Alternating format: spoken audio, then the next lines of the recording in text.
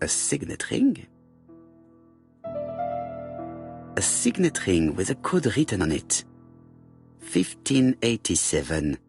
It may be useful to me.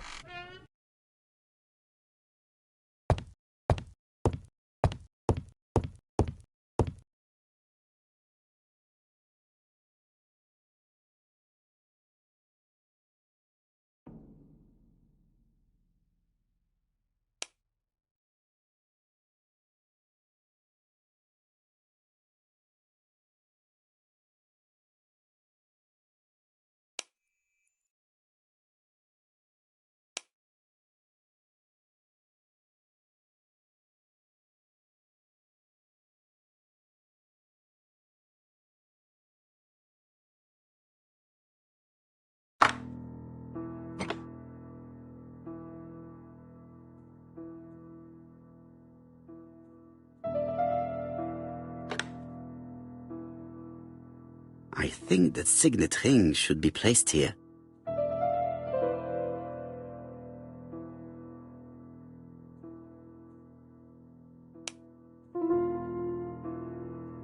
A signet ring bearing the Clark's family's coat of arms. A number is written on it.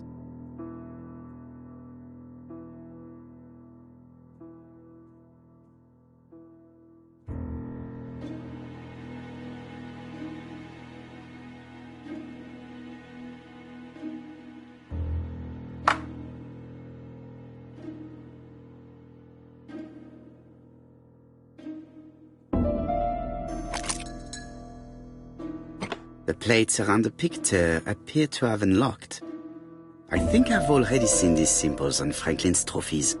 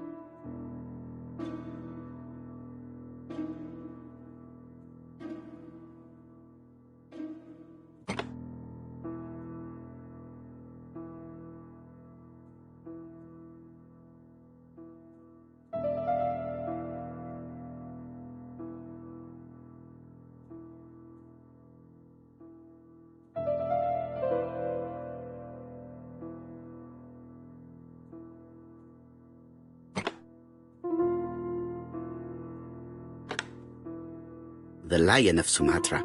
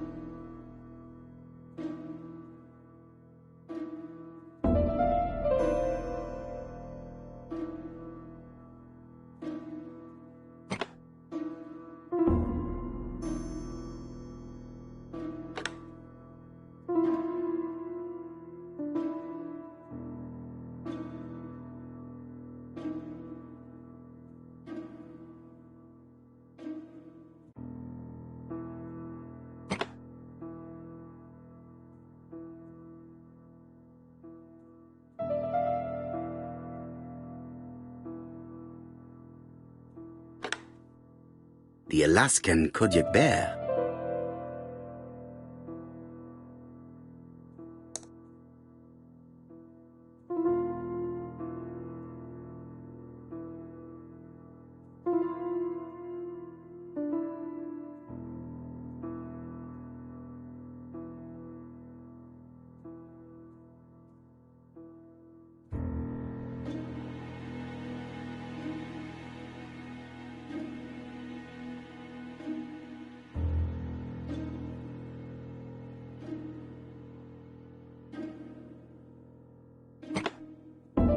The African kudu.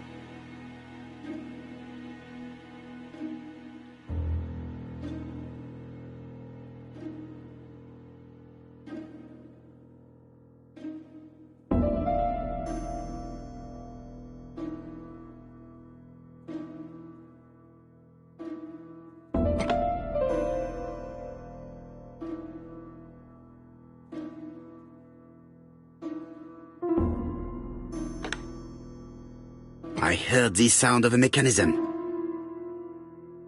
Strange way of protecting one's safe. Triangulating one's hunting sites on a map.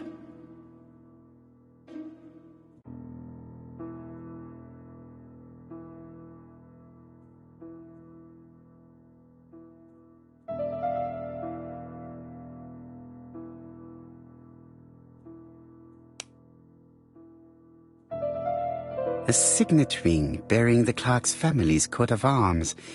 A number is written on it.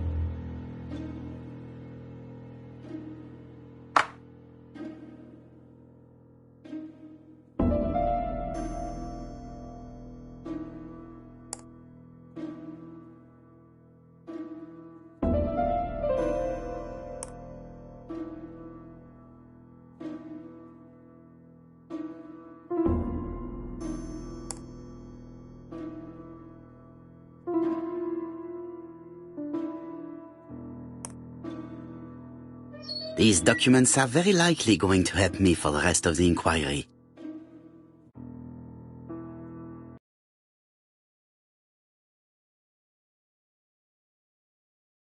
A dozen gold sovereigns. Some shares for the Southern Railway and some treasury bills. This is not worth much, hardly enough to justify your robbery. A dozen gold sovereigns. Sir Carmichael Clark, Campside, Churston, Devon, to Mr. Franklin Clark, Peninsula Hotel, Salisbury Road, Tsim Sha Tsui, Kowloon, Hong Kong. Campside, 1935, January the 12th. Dear Franklin, first, I wish you a good start to a successful new year. I have received your letter dated December 10th. Thanks for defending my interest against Wang, this robber. Things could have got pretty bad if you weren't a real cold-blooded guy.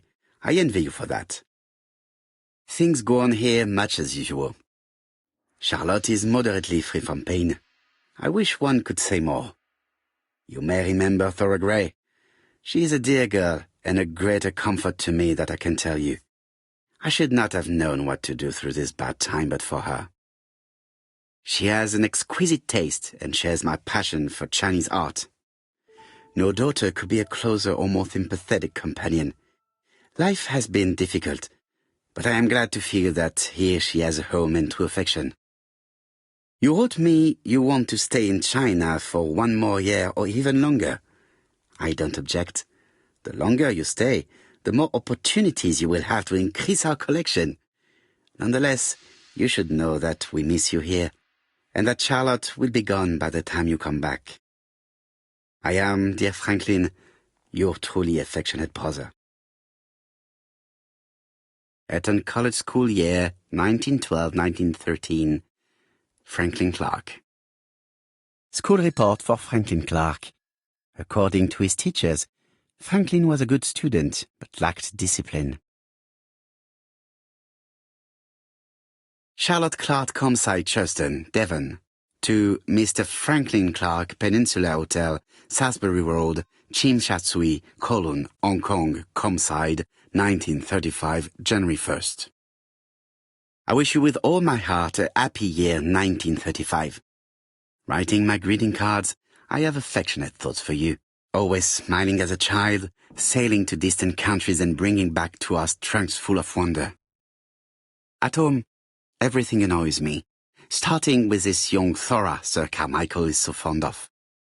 I have nobody to share my feelings with, so I write to you. How can I tell you what happens to me? The simplest way the better. I am doomed. I still have 1 year to live, no more. How do I know? I opened the secret drawer of Carmichael and read a letter not addressed to me. In this letter, Dr. Logan tells my husband in the most direct way the truth he conceals from me. So, I know. But my husband doesn't know, I know. Please don't tell him. And if he shares the truth with you, act as you were surprised. Carl will probably speak in his usual convoluted way, but I wanted to be the first to announce it to you. It does matter to me that you are aware of what happens in Campside. Warm regards, Charlotte.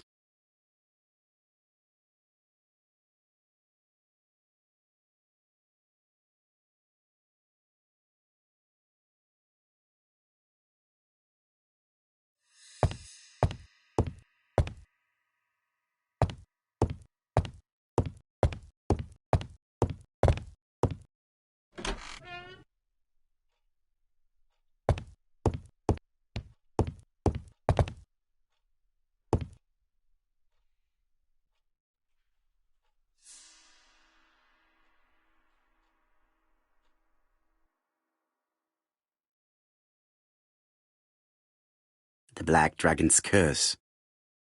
To Franklin, who will never grow up. January 25, 1928. Car Charlotte.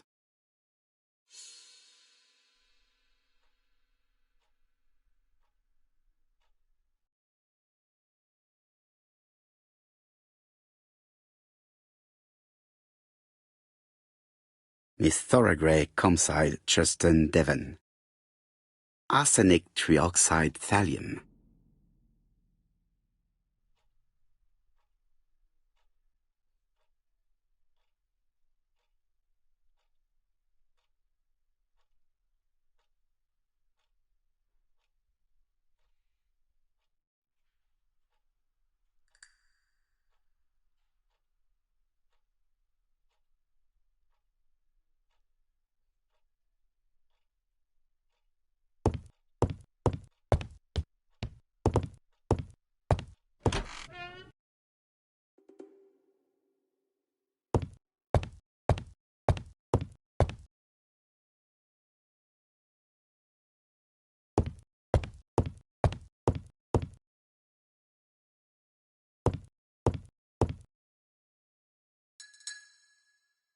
Franklin Clark appears to be a typical British gentleman, a good sportsman, a hunter, a traveler.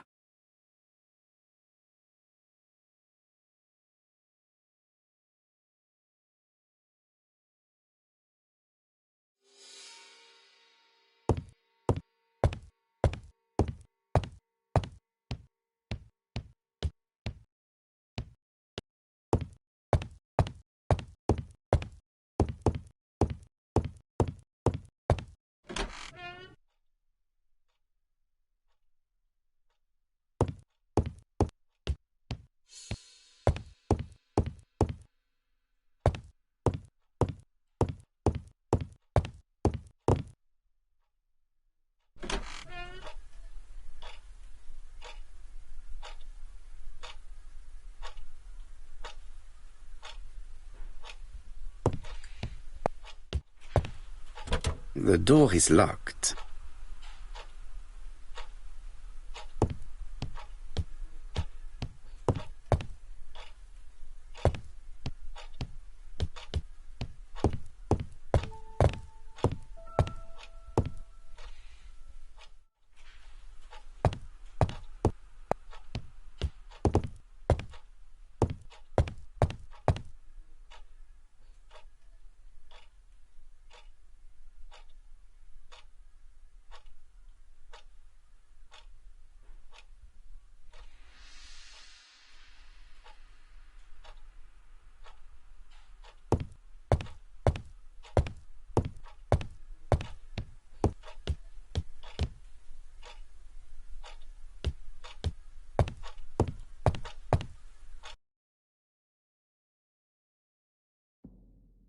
Campside's private collection, purchases since 1920.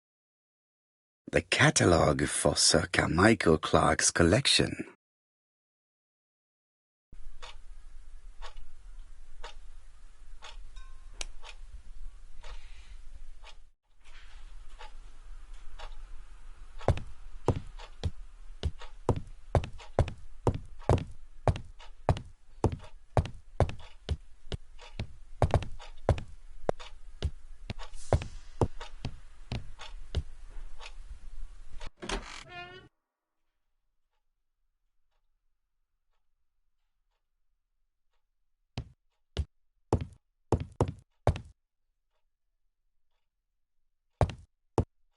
I am not going to leave campsite now.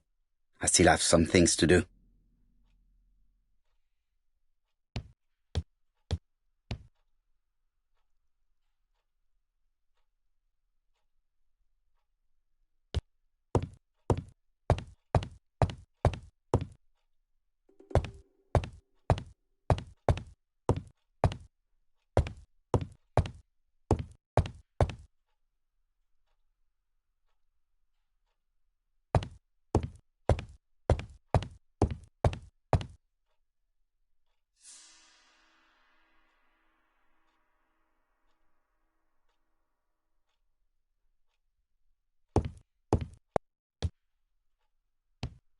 Best to leave her to sleep now.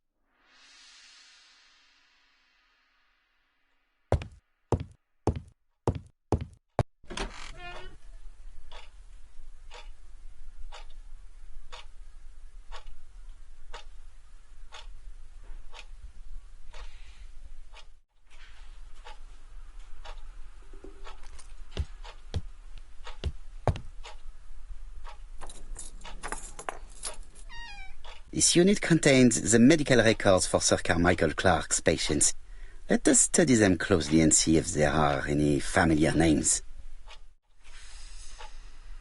No dust on the records from A to D. They've been handled recently. No known names. Disappointing. Lots of dust. The records from E to Z have not been touched for years. No known names. Disappointing.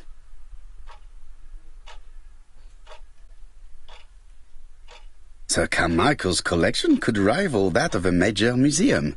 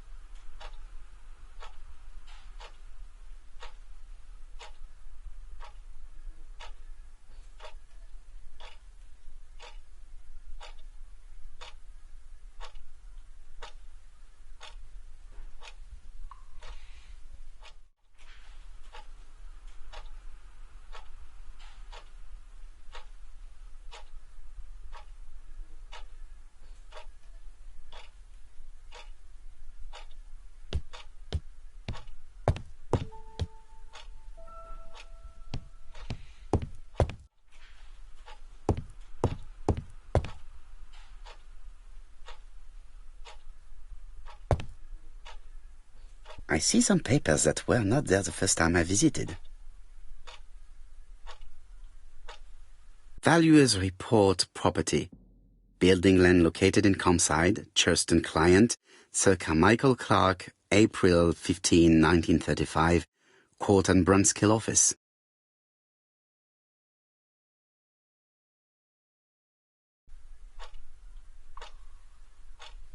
These daggers are only ceremonial weapons. I do not think that the crime weapon is here.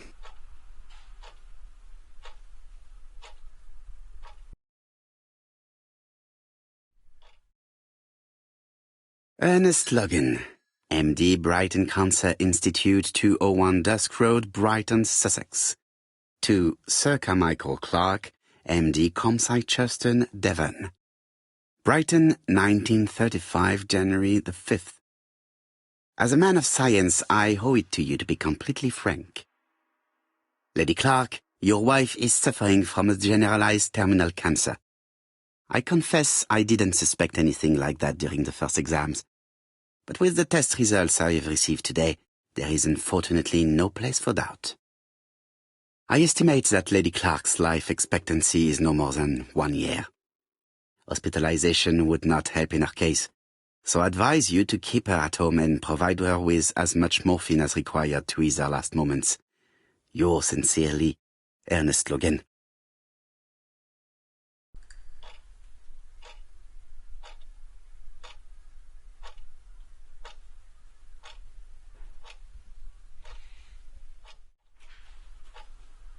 Valuers report property.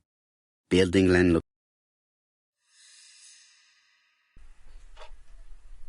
These daggers are only ceremonial weapons. I do not think that the crime weapon is here.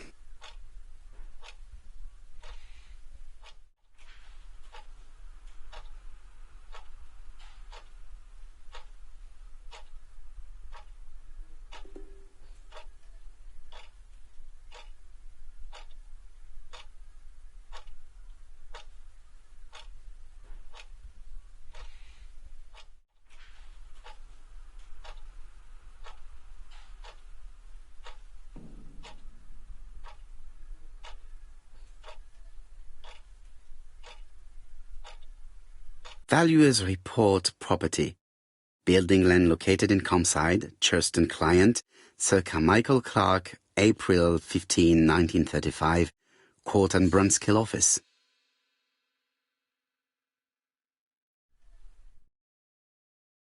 Court and Brunskill. The name is familiar. Is that not the name of the firm Donald Fraser works for?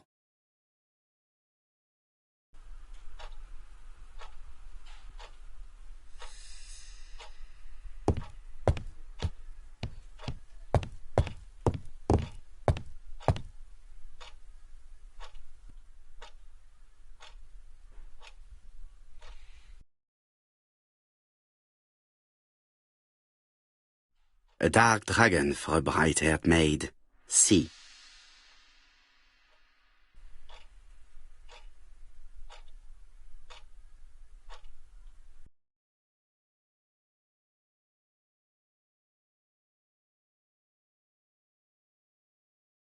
I've already seen similar daggers.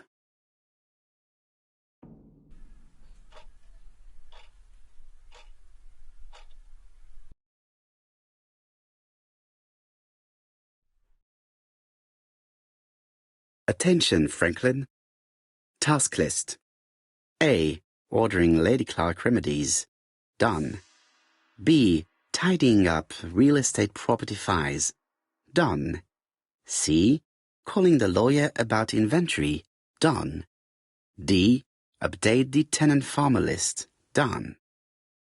E. Update land rent accounting. Done. F. Ordering a restock of arsenic. Done.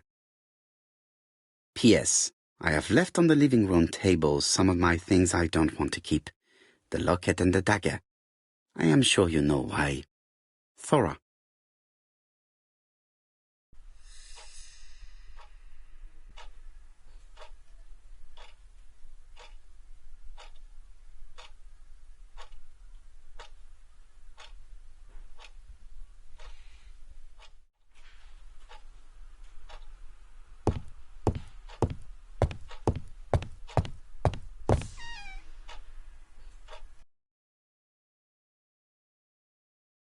Where is the horrible smell of carrion coming from?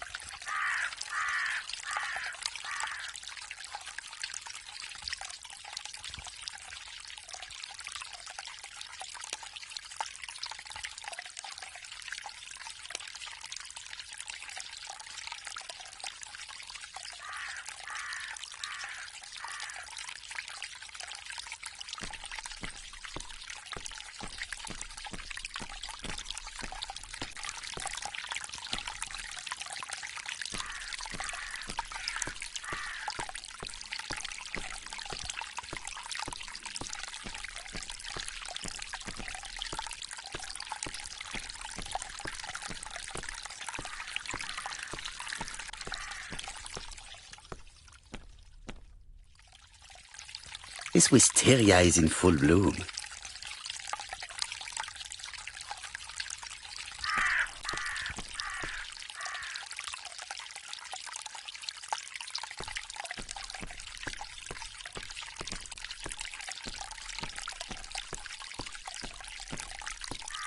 This fountain makes a very relaxing sound.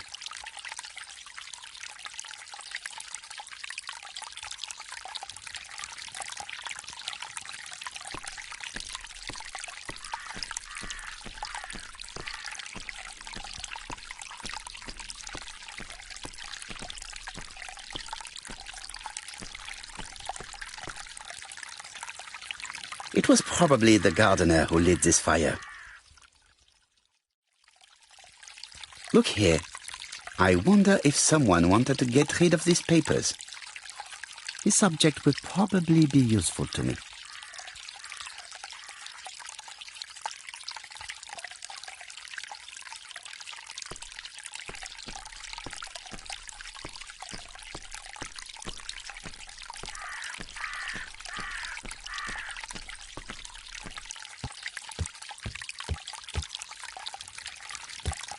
Clark's greenhouse.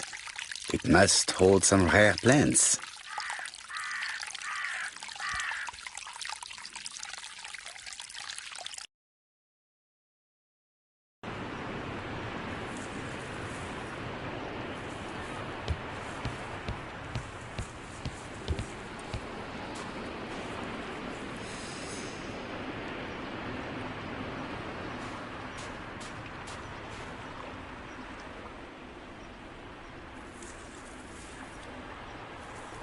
May you have peace, Carmichael. Charlotte.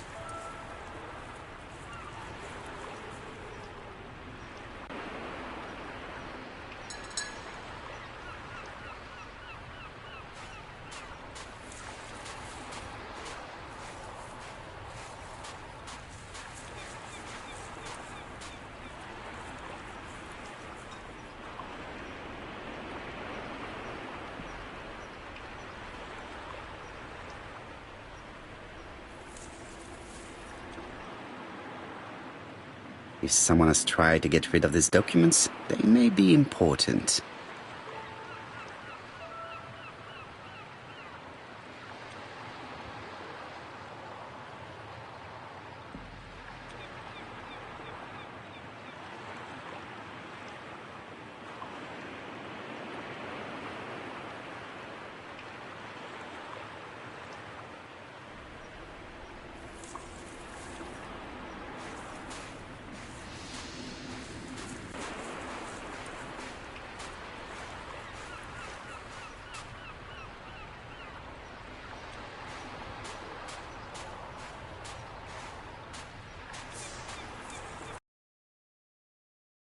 Where is the horrible smell of carrion coming from?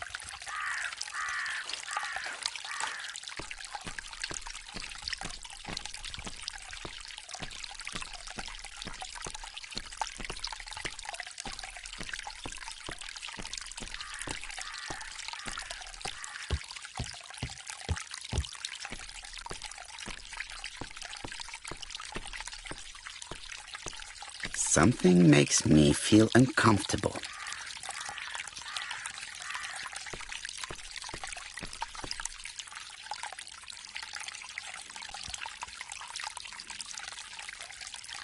Tut-tut. The gardener does not follow the alignment. There, that's better. It is symmetrical.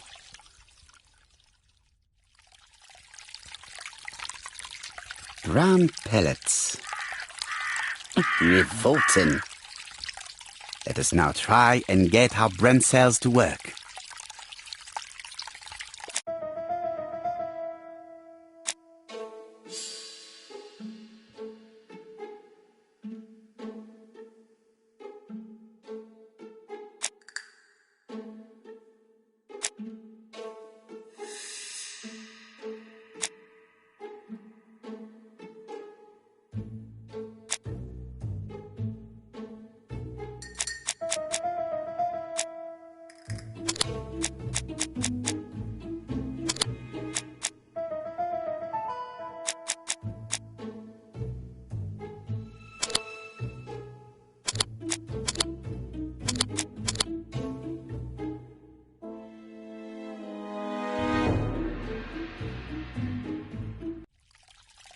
Everything that Thorgray has left behind comes from Sir Carmichael's collection. He most probably gave them to her, but she chose to leave them here rather than run the risk of being accused of theft. It is understandable when you know just how much Lady Clark mistrusted her. Let us now try and get our brain cells to work.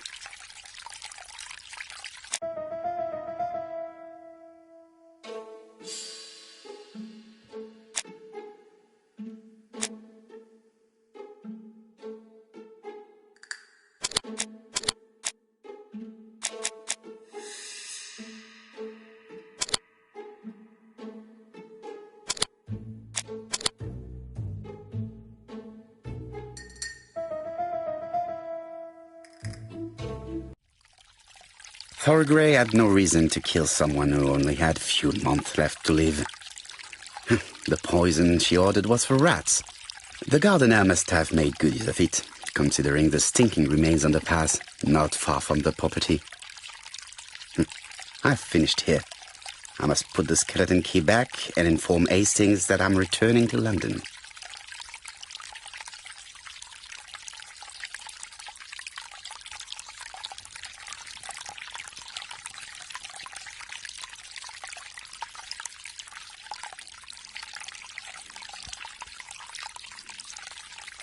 There, that's better.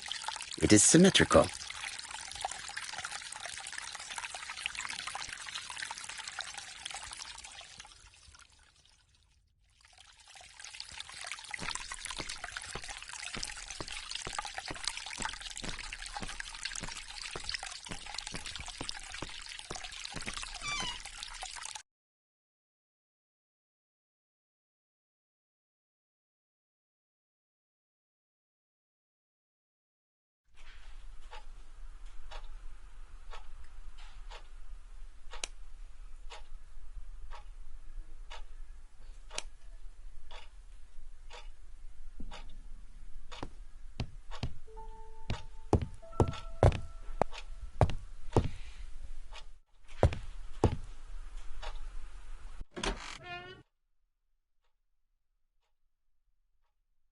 I must put the skeleton key back and inform Hastings that I'm returning to London.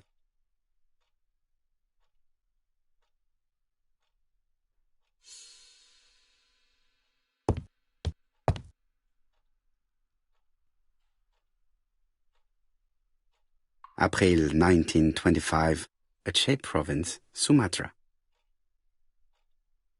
April 1925, Aceh.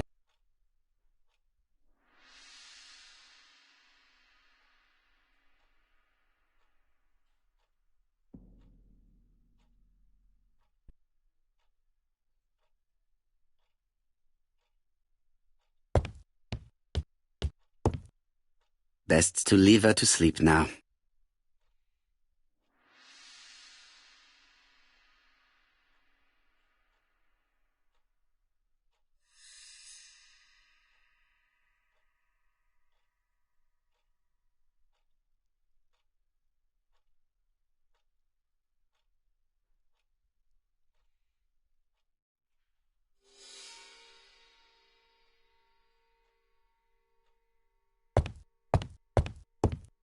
I've finished with this subject.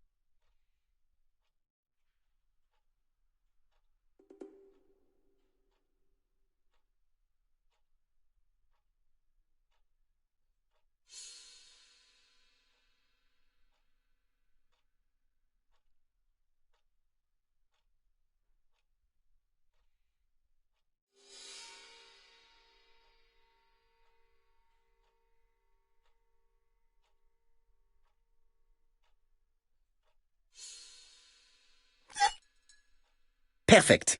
Nothing else is keeping me here.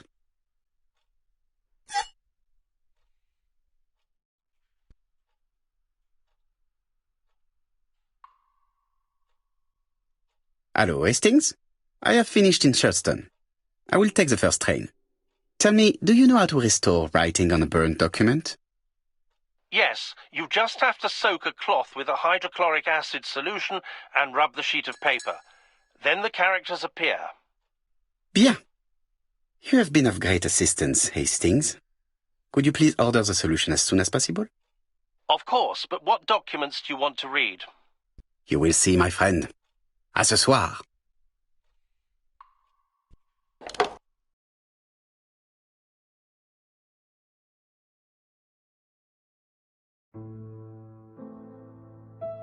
Donald Fraser is here. He insisted on waiting to see you.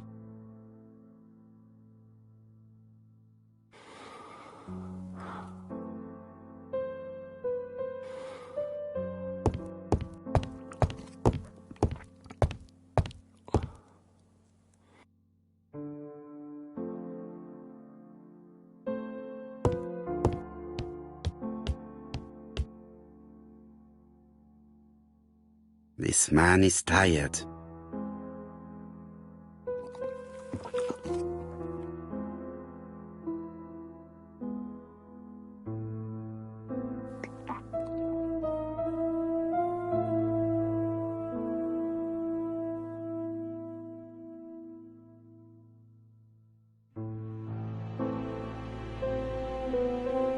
Donald is short of sleep, and it looks as if he didn't even bother to undress before going to bed.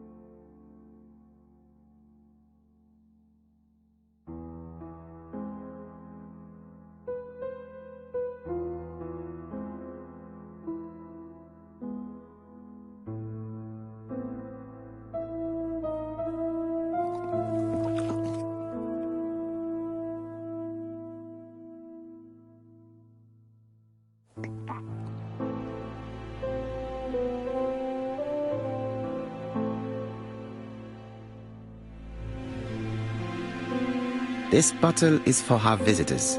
Personally, I prefer the sherry.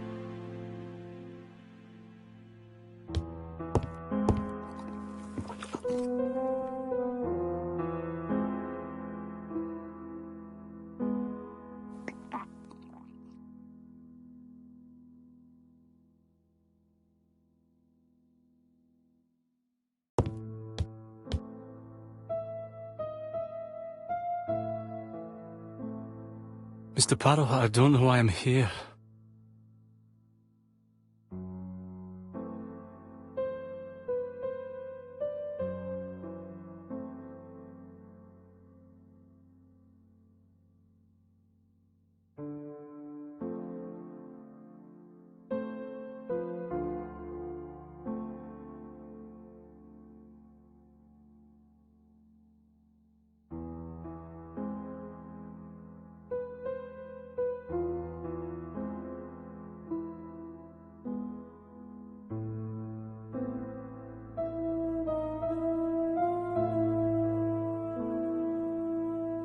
You are here to try and convince me that you are not guilty. You don't understand me. Mr. Parrow, since Betty's death, I've doubts about myself. I don't know what to do. And I keep having a horrible dream 3 nights in a row.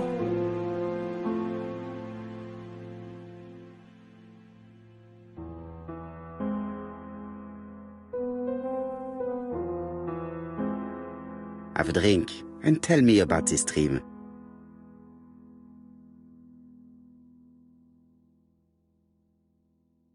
It's always the same. I'm on the beach with Betty. I grab her round the throat and I squeeze and squeeze until she's dead. Her head falls back and I see that it's no longer Betty. It's Megan's face. Have you seen Megan Barnard recently? Yes, our grief has brought us together. I never really knew her before. She's really quite a remarkable girl. But I would never tell her about my dream. Why not? Is it her you are attacking in your dream? No, it's Betty. And once Betty is dead, it's Megan's face that appears in its place. Very interesting.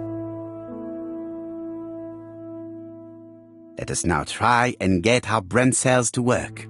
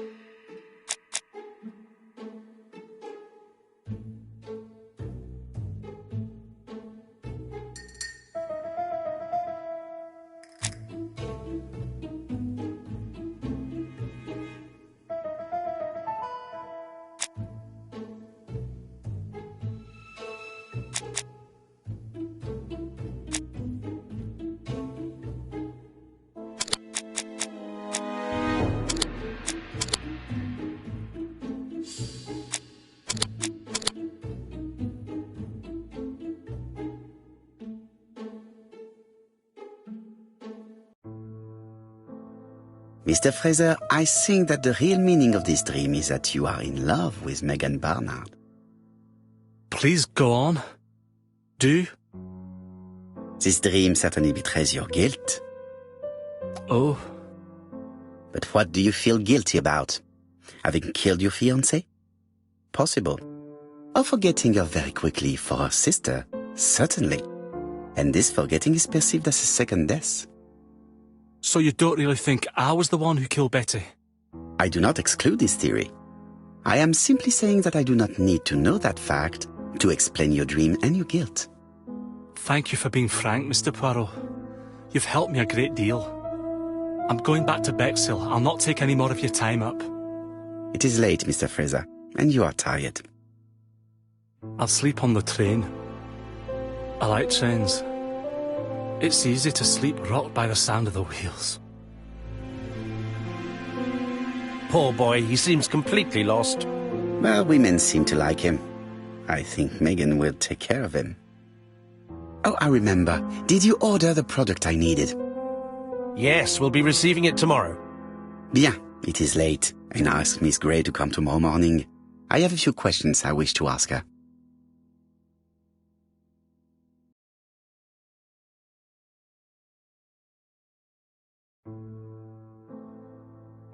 Mademoiselle, I asked you here in order to answer a very important question.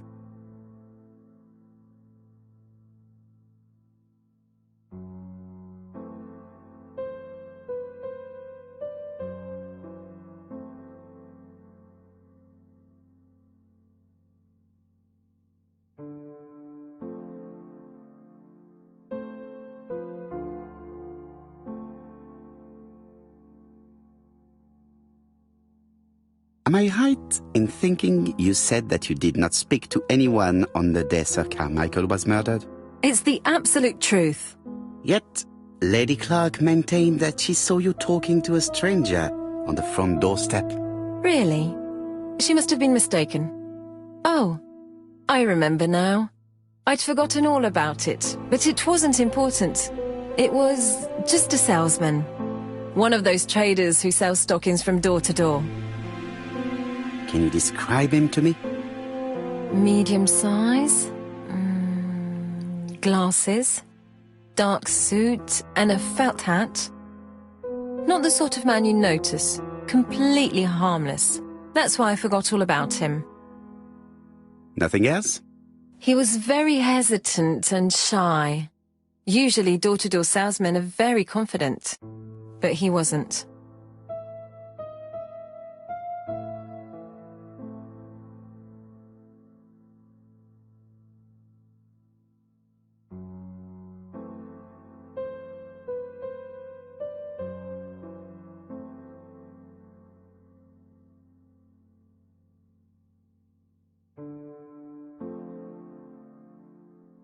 You also forgot to tell me that you had been fired.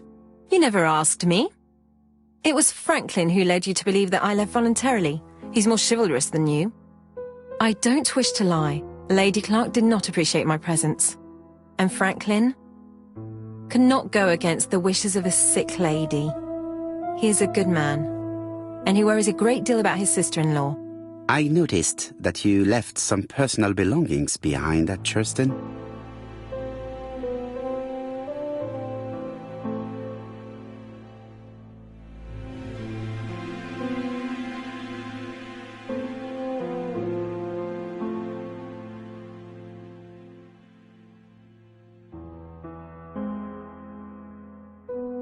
Are you planning on returning to Churston? Who knows what the future holds? Bien. I must ask you one last question. Please reply frankly with either yes or no. If Lady Clark had died, would you have agreed to marry Sir Carmichael if he'd asked you? How dare you ask such a question? Sir Carmichael treated me just like his daughter. And all that I ever felt him was affection and gratitude, nothing else. Thank you, mademoiselle. I will not keep you any longer.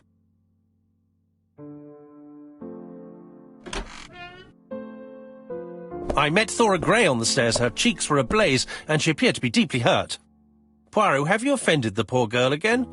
Do you have good reasons for accusing her? I accused her of nothing, Hastings. I simply asked her an important question she did not answer. Let us see if we can answer it for her. Let us now try and get our brain cells to work.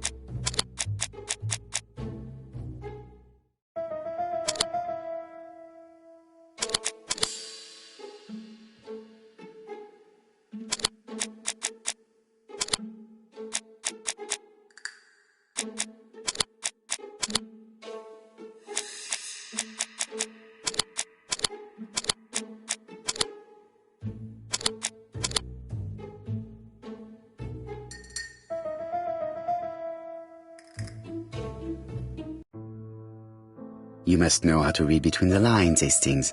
When Sir Carmichael refers to paternal affection, he is lying to himself. Read this engraving on the brooch. A dark dragon for an angel with glossy hair. These are the words of a lover, not a father. Lady Clark was not wrong. What if Sir Carmichael had fallen in love with his secretary? That doesn't mean that she forced him to do so. True, there are extenuating circumstances. She is a penniless orphan. But she is calculating. Just look how she avoided it when asked if she would have married Clark. I see. You think she seduced Sir Carmichael for her own gain, and that now she is doing the same with his brother. Poirot, your world is a very dark place. Do not get carried away, mon ami. We have another more important matter to settle. Really? Yes, would you believe that Miss Grey taught me something new? Let us now try and get our brain cells to work.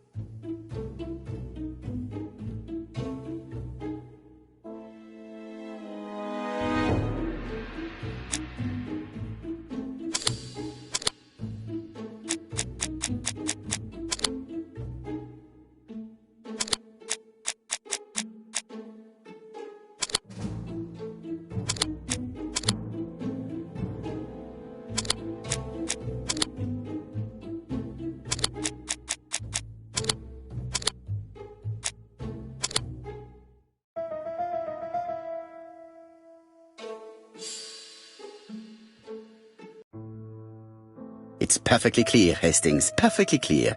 Indeed, a stocking seller visited Andover, Bexhill and Churston on the day of each murder. We have our suspect. This should be of interest, Jap.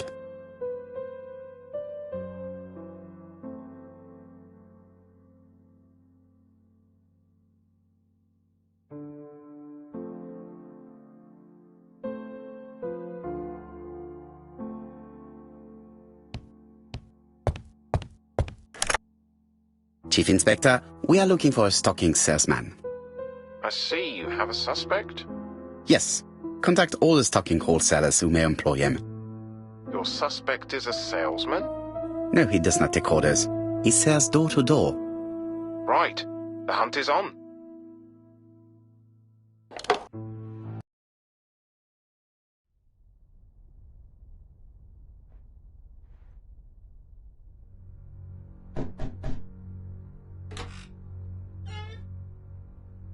Are you leaving, Mr. Cust? Yes, I'm going to Cheltenham. You shouldn't travel today. You don't look very well. I have to. I have engagements. I must respect them.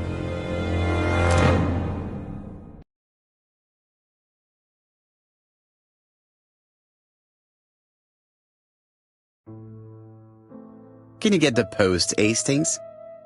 And why don't you go and get it yourself? Très bien. What's going on? I've never known Hastings to be so disagreeable.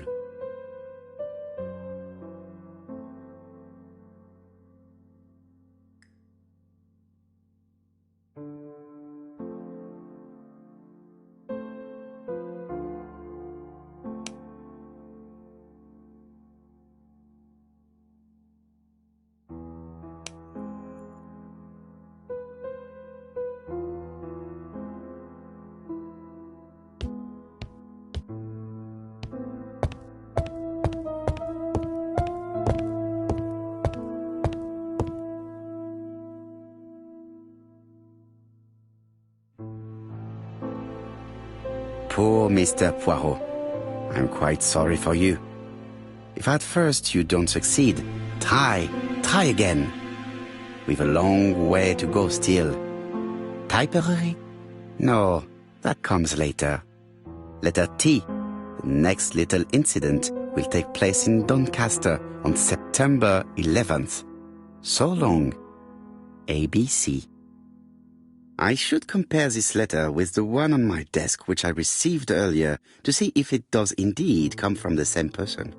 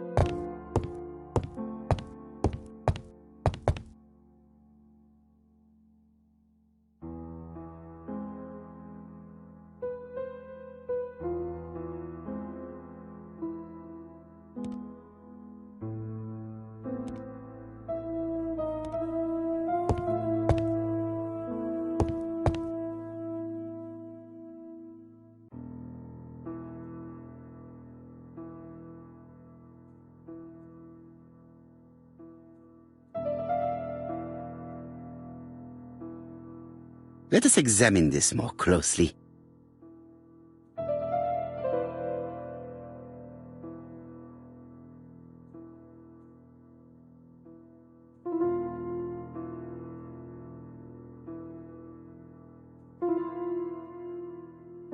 Certain characters in the two letters may have similar defects. Yes, this I is weird. Yes, the I characters in the two letters do indeed have the same defects. I have to find some other similar defects to confirm my theory.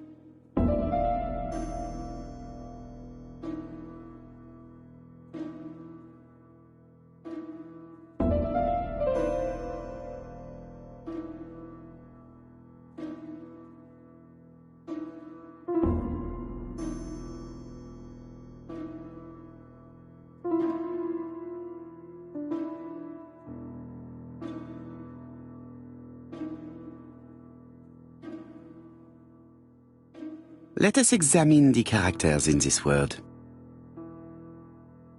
I don't see anything in particular. Let us look at another word.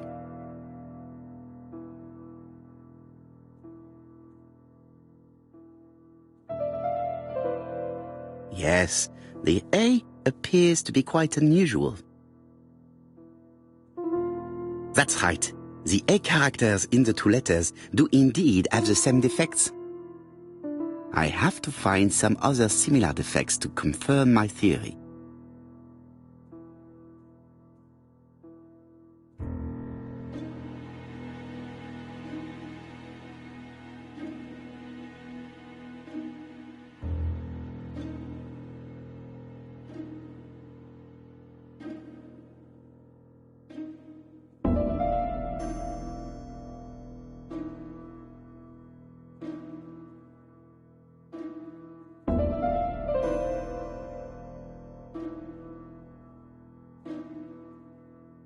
Let us examine the characters in this word.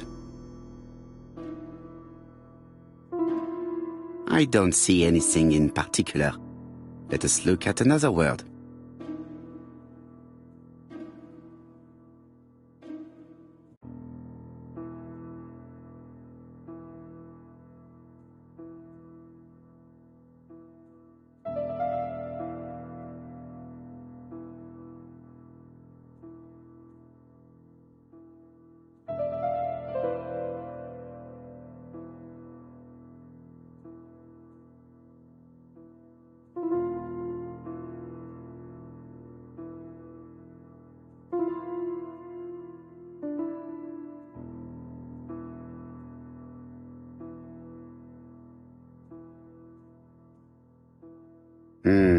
The W is not printed properly.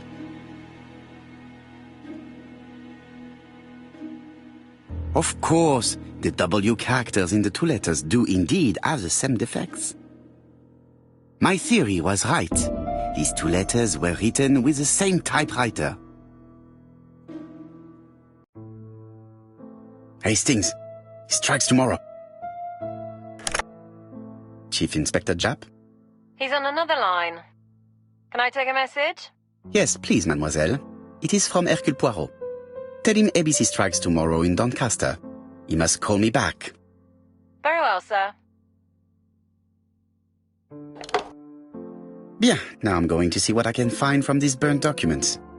I've received the product I need. Hastings, if you do not mind, I would like you to take a few notes. Yes, yes.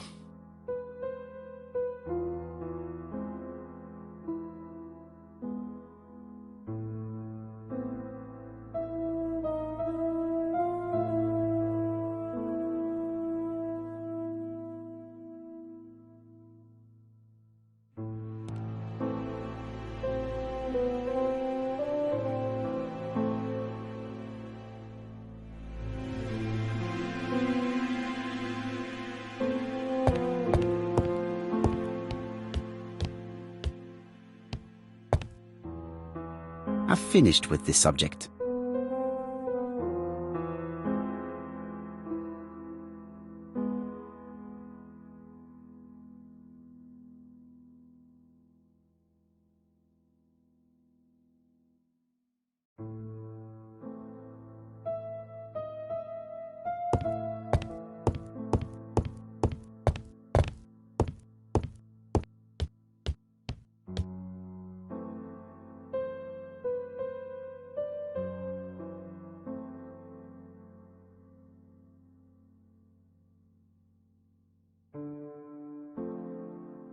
If someone has tried to get rid of these documents, they may be important.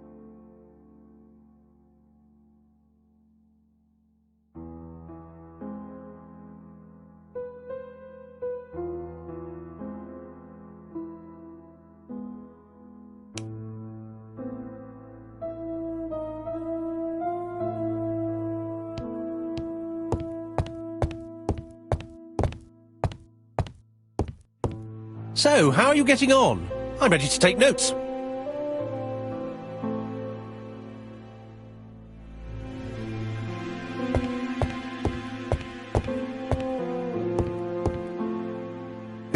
down to work.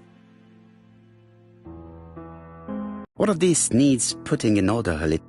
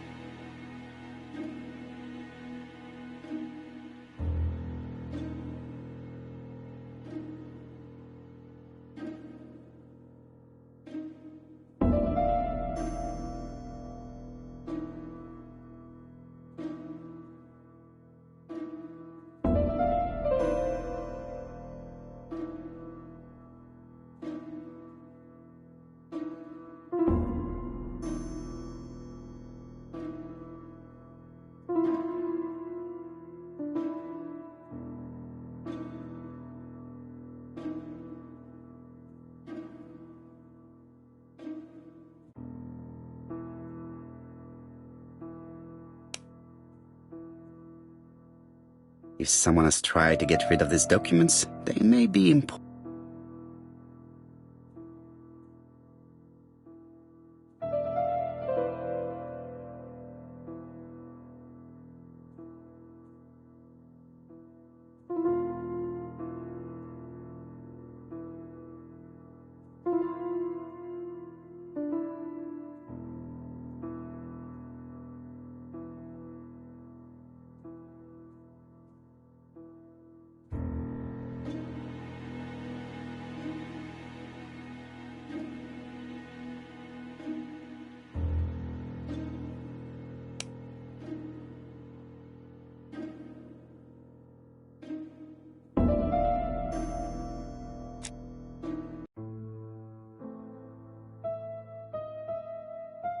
Now, down to work.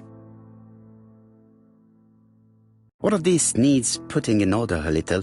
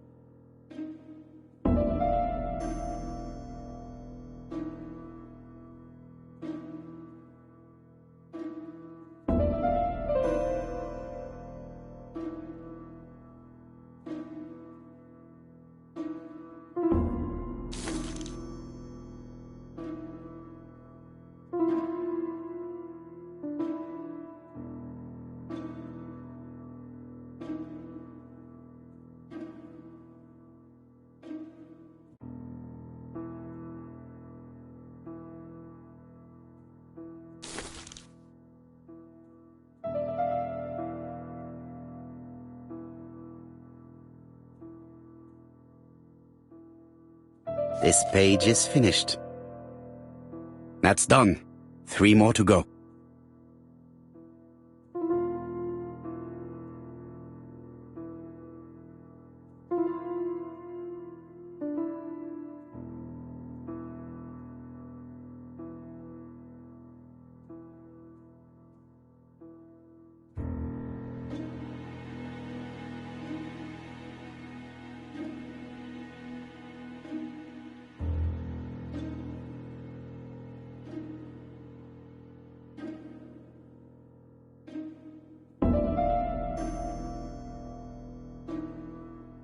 This page will be reconstructed in a flash.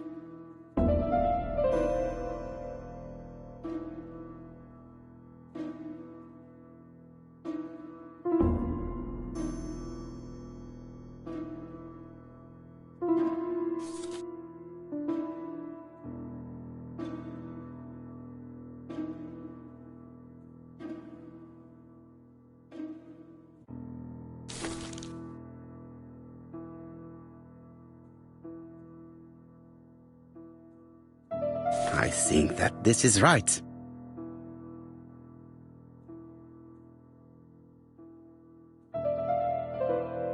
This page is finished. And that's 2 done. It's easier than I thought.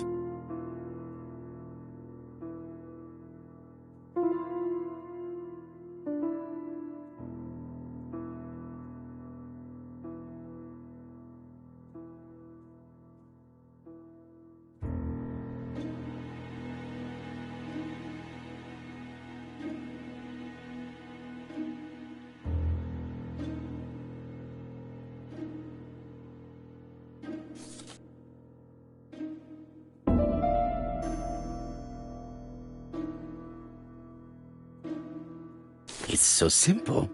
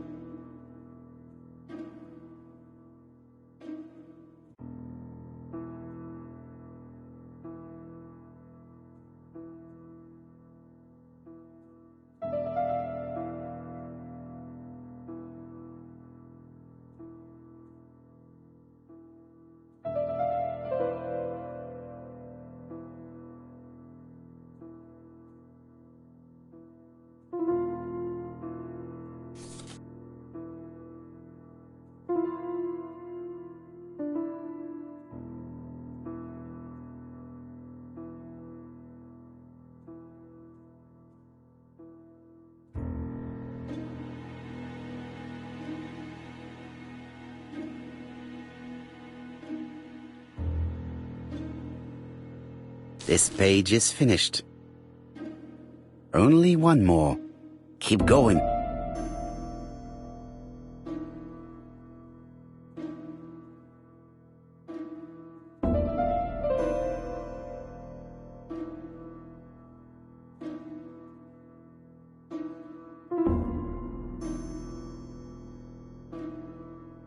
I think that this is right.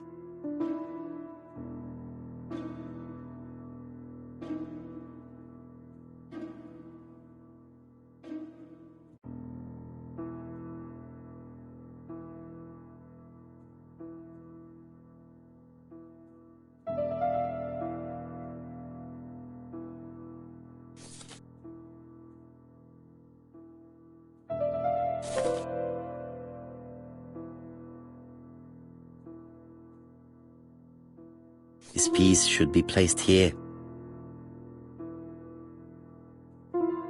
This page is finished. All the pages are reconstructed.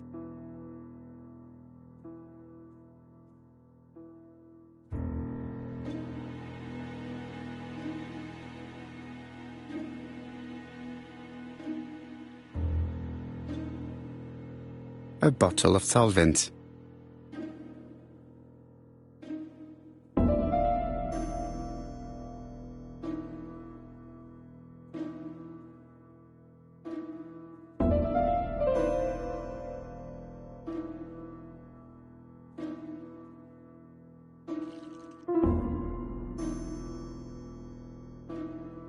The cloth is now soaked with solvent.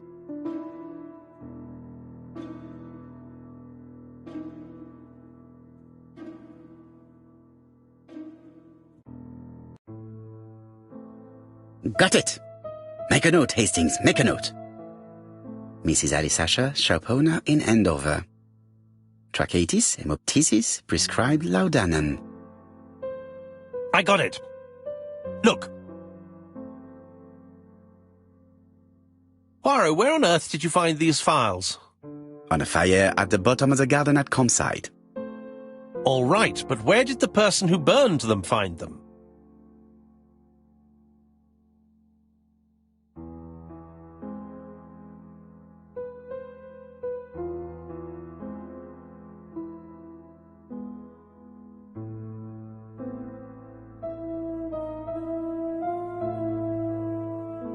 Poor Mr. Poirot.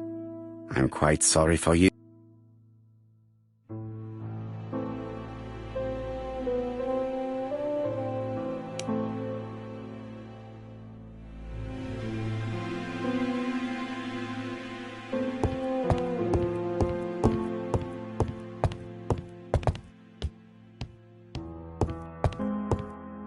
I've finished with this subject.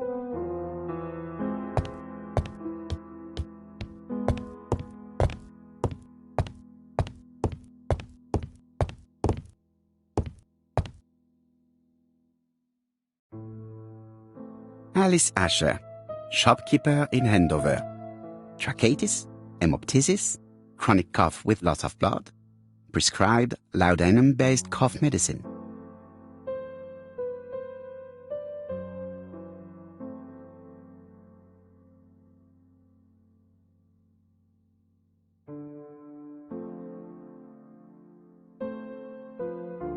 Betty Barnard, waitress in Bexhill.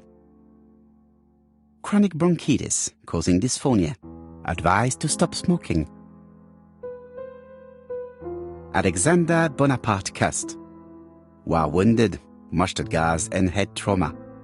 Pulmonary emphysema. Hemoptysis.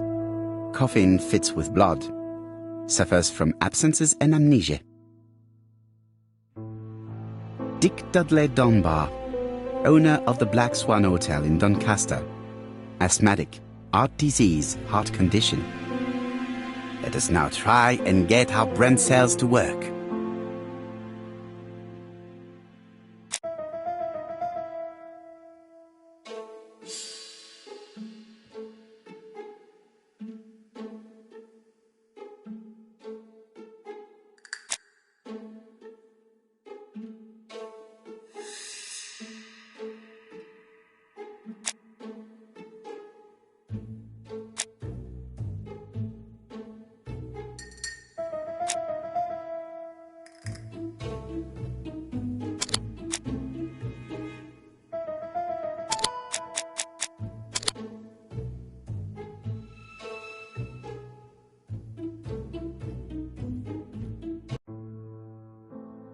The burned documents are medical records, and without a doubt they come from Clark's archives. First of all, because all the patients have throat conditions. And secondly, their name starts with either A, B, C or D, and it is precisely the files that match these letters that have been tampered with. But why burn these files? How come the names of the two victims appear on them? And who are the two other patients? These are very good questions.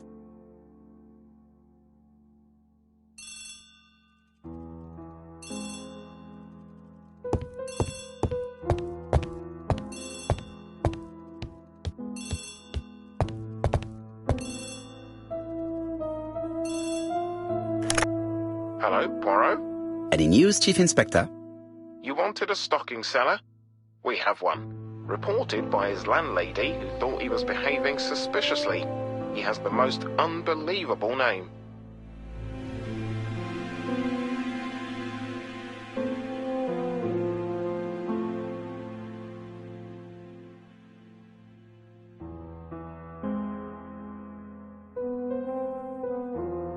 Alexander Bonaparte Cust. Yes, Alexander Bonaparte Cust? How did you guess? Poirot, you have magical powers. It's a serious lead. I called Doncaster. A person matching Cust's description has been seen at the station. He got off the train from London, but after that, nobody knows where he went.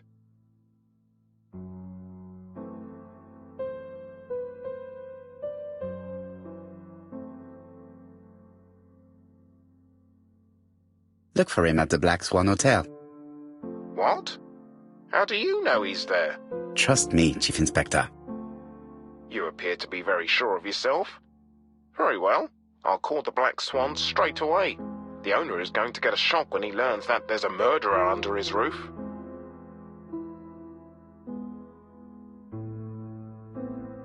Do your best, Jap. You can count on me. Hastings, everything is at stake. With a little luck, our main suspect will soon be under lock and key.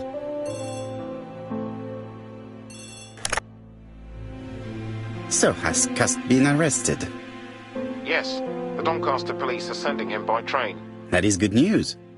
But why so gloomy, Chief Inspector? Well, when I told the hotel owner that he was sheltering a murderer, he collapsed.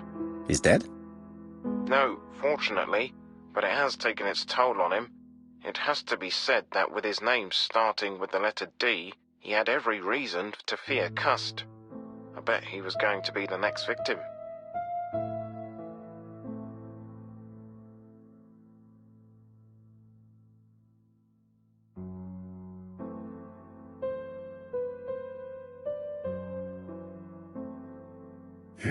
Chief Inspector, I believe that I share responsibility for this incident.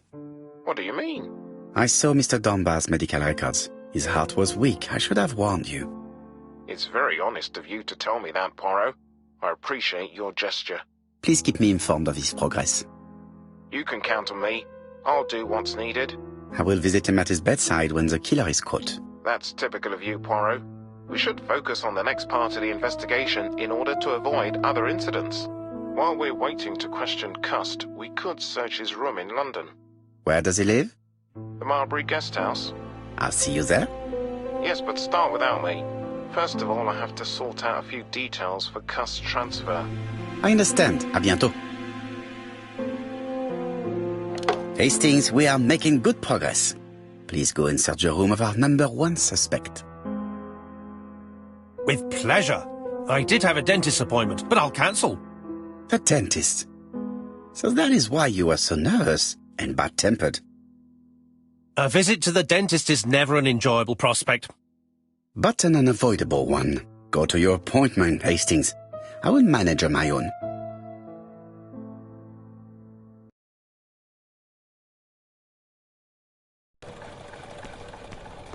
To Marbury Guest House, please.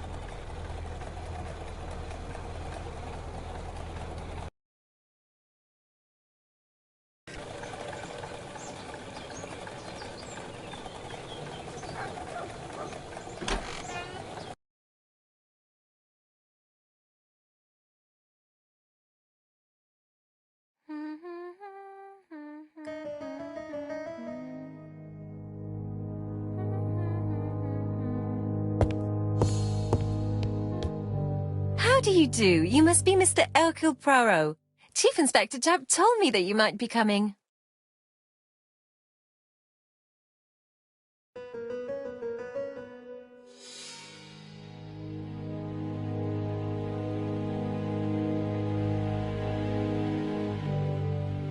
Madame, you may be of valuable help to me. It would be my pleasure to help you. Will there be some journalists there as well? I think you might even be interviewed.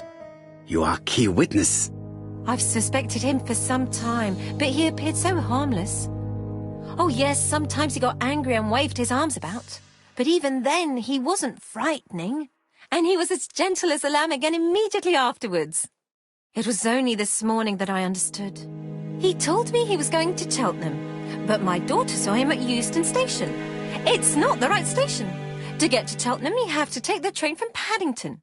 And what's more, Mr. Cust left behind an ABC with Doncaster underlined. As you can imagine, when I saw that, I called Scotland Yard.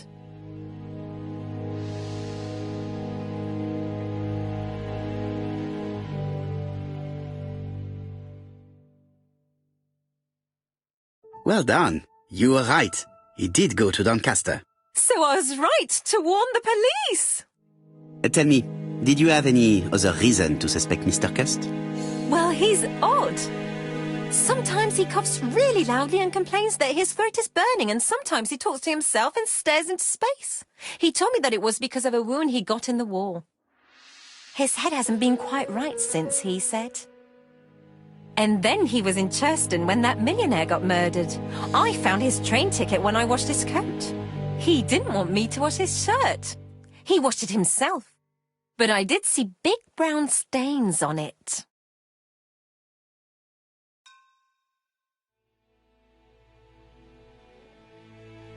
Where were the stains on the shirt? On the collar and on the buttonholes. Cut used to travel for his work. Is that correct? Oh, it wasn't for pleasure. He was always unwell on trains. But he had to sell his stockings around England. I have to respect my engagements, he used to say. Do you know where Cust was at the time of the murder in Andover and Bexhill? On June the 21st and July the 25th? No, I don't know. That was a while ago, you know. But surely you keep a register. It won't do you much good. Mr. Cuss rents his room for the year. If he goes away for a few days, I have no reason to make a note of it. Ah, I remember one thing. Exeter's by the sea, right? Indeed, it is a large seaside resort. Well, as it happens, at the start of July, Mr. Cast asked me to repair his bathing dress. Suspicious, huh?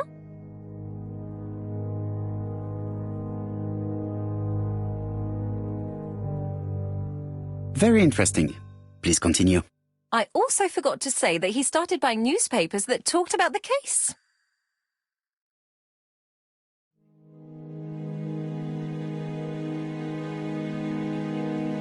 When did he start buying the newspapers? Let's see. I think it was just after the millionaire's murder in Churchton. He didn't seem all that interested before that. That will be all for now. I'm going to take a look at his room. Take the key on the counter.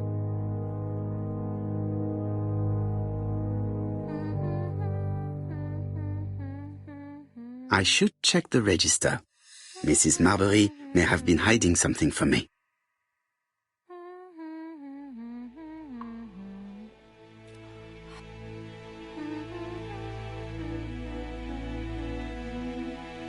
I don't think my register will help you. Mr. Cuss rents his room all year. If he goes away for a few days, I have no reason to make a note of it.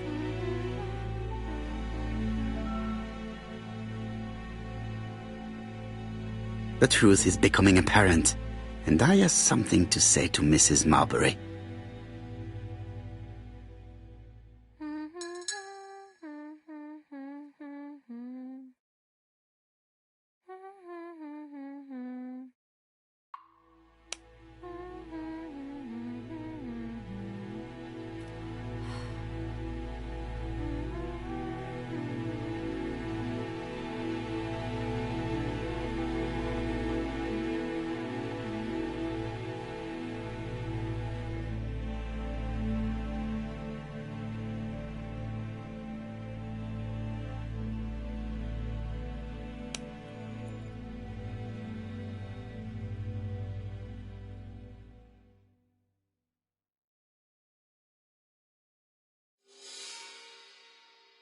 This woman appears to be in a good mood.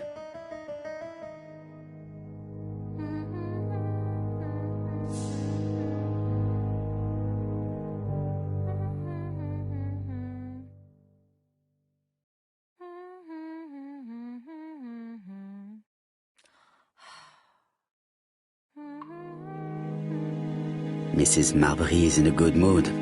She is working very precisely in producing incredibly thin peel.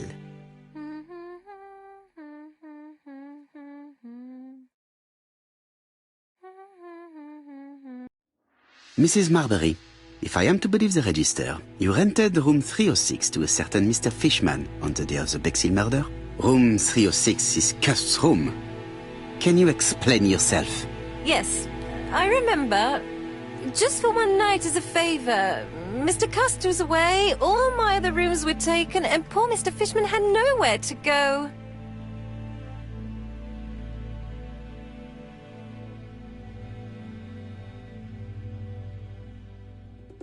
It doesn't matter, provided that you remembered to change the sheets. Oh, do you think so?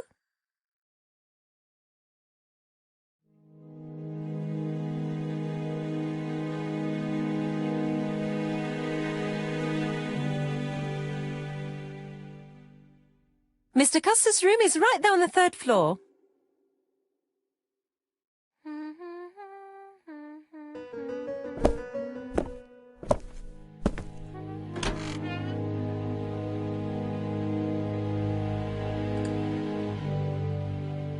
How awful.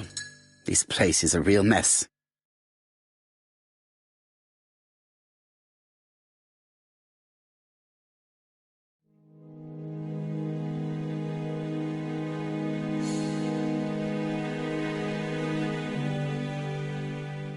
The least we can say is that Mr. Cust is not very concerned about order and balance.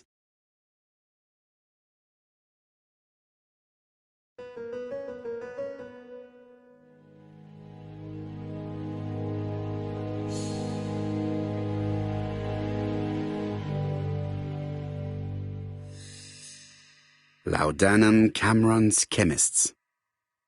Laudanum, a medicine for coughs. It is what Dr. Clark prescribed for Mrs. Asher. This subject would probably be useful to me.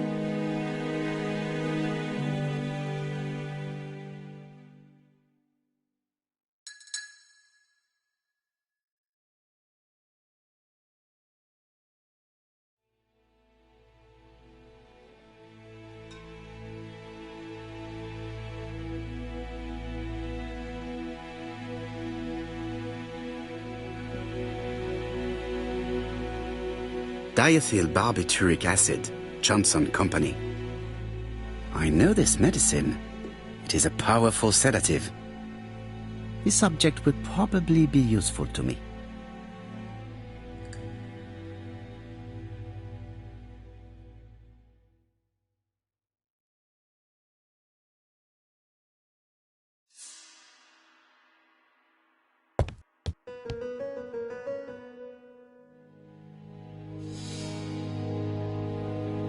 John Milligan, Managing Director, Silky Legs, Frederick Street, Leicester. To A.B. Cust, Marbury's Guest House, 1935, May the 21st. Dear Sir, further to our letters dated 5th and 10th of the month, we confirm we are you as door-to-door salesman, according to the conditions stated in our previous letters. We will send you the articles by mail and also a Redfield typewriter you will be using for every business letter. Regarding the schedule of your rounds, please do as following. June 21, Andover. Arrive by train the 20th in the evening and get a room at Station Hotel. Start your turn in the north part of the town.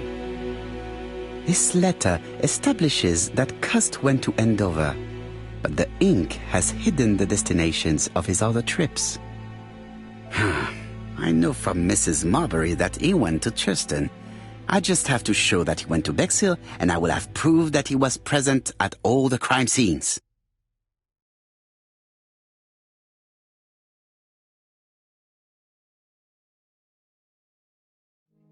It's an ABC.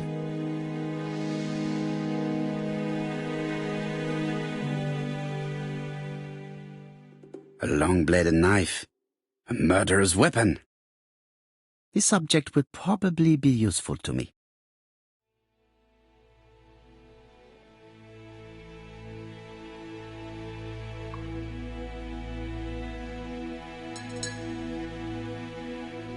I have to get the ribbon. How am I going to do it?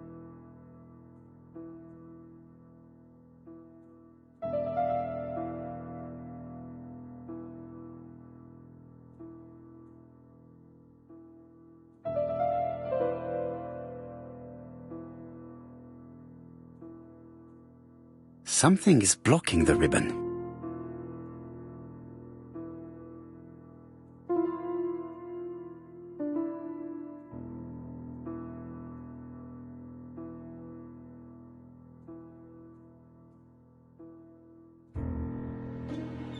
The right-hand reel has been removed.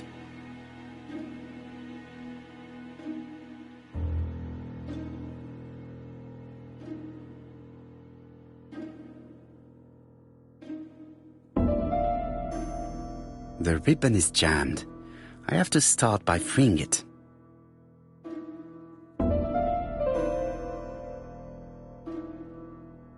Something is blocking the ribbon. The ribbon is jammed. I have to start by freeing it.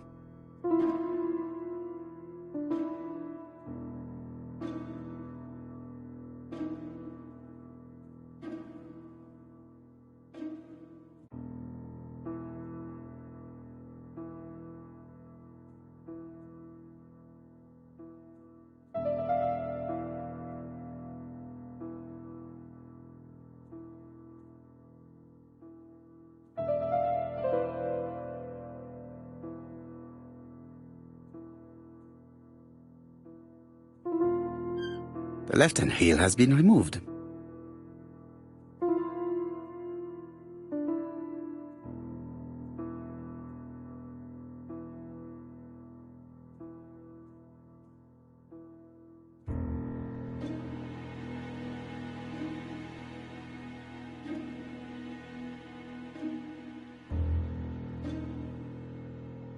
Something is blocking the ribbon.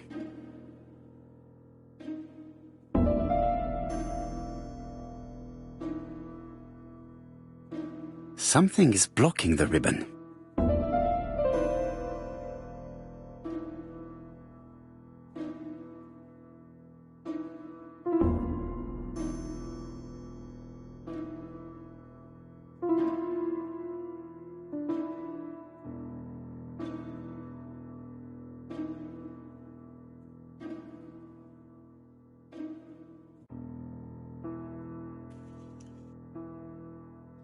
And here is the ribbon. Let us see if it was indeed used to write the letters sent by ABC. I only need the ink ribbon for my inquiry. I will let Jack clean the keyboard if he wishes.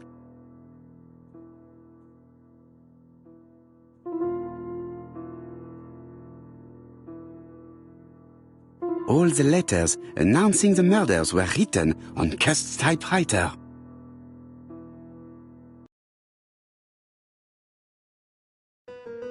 Did Cust drop it when he opened the window? Or was it Mrs. Marbury while she was cleaning?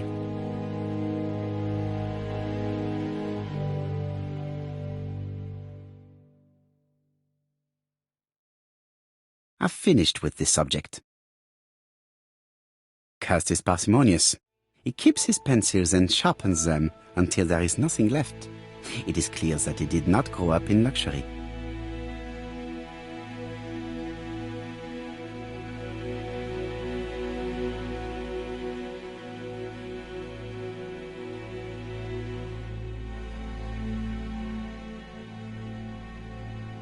ABC guys, enough to sign about a dozen murders.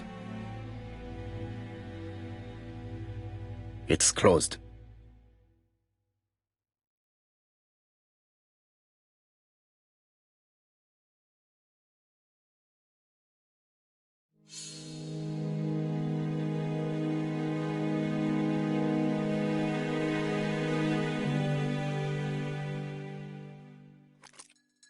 This knife is very useful.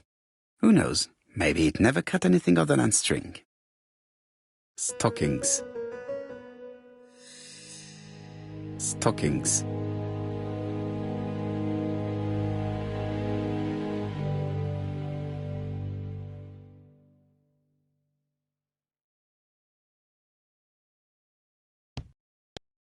It is now the right time.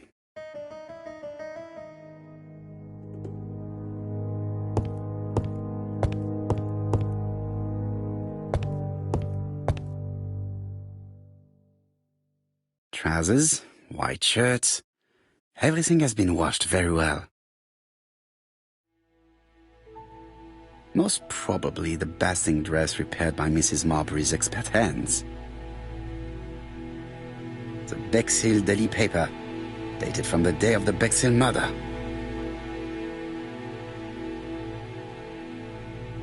All the main articles referring to the ABC case are here, from the Churston murder onwards. Nothing before that date.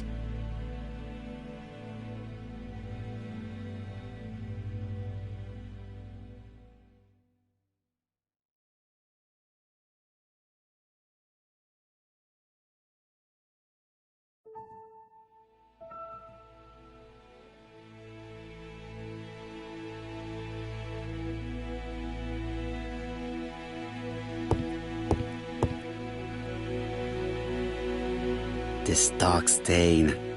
It could be blood, but goodness knows how long it has been there. Let us now try and get our brain cells to work.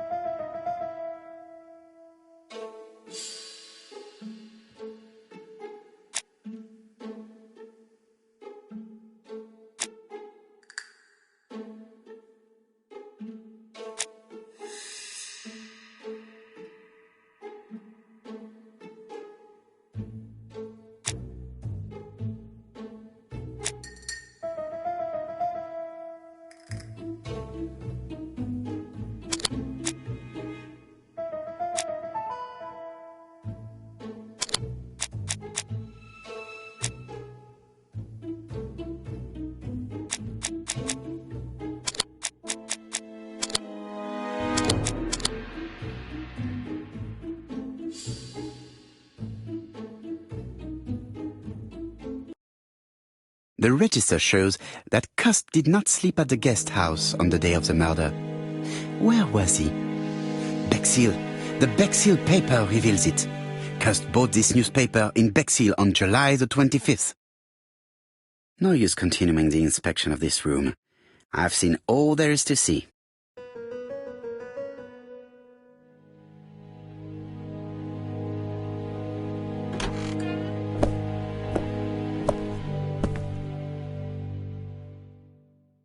Goodbye, Mrs. Marbury. Thank you for your help. Bye. Ah, Chief Inspector. I was about to leave.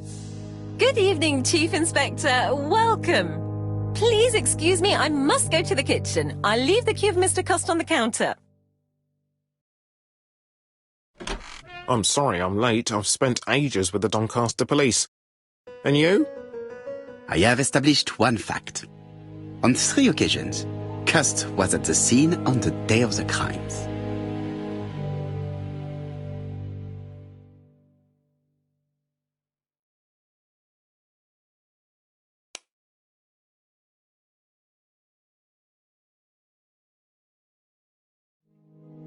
I had best talk to Jab.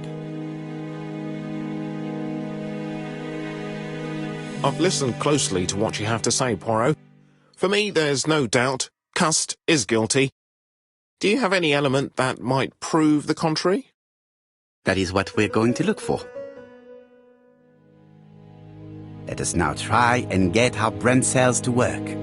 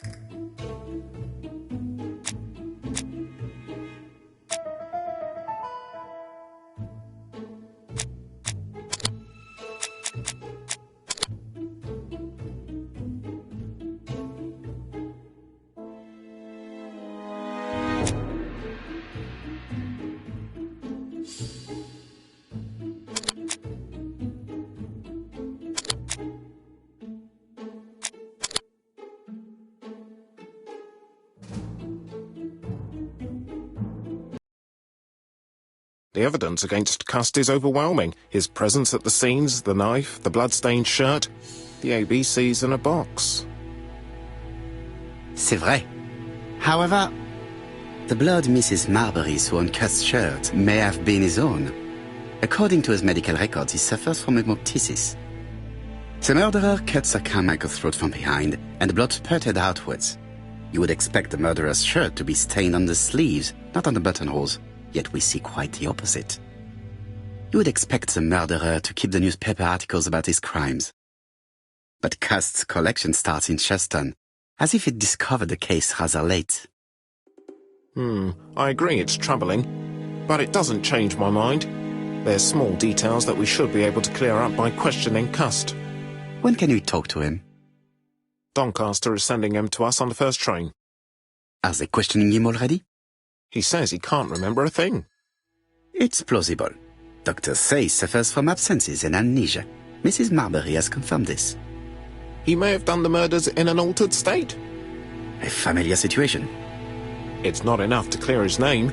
Dr. Thompson insisted that even if you don't know what you're doing, you never commit a murder without wanting to. Très intéressant. I shall remember that. Right. I'll go and examine the suspect's room. Chief Inspector, I took the liberty of removing a few clues to examinatum. All right, we'll discuss them tomorrow. In the meantime, I'm going to see if you've missed something.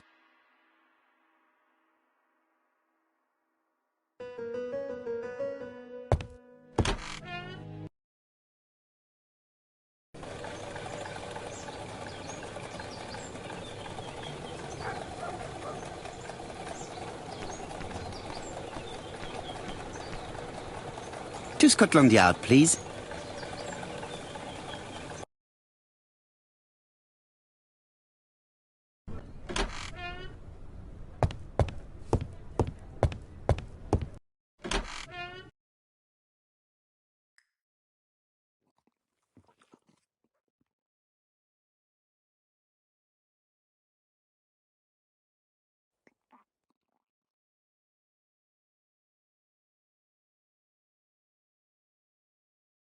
This man is not in good shape.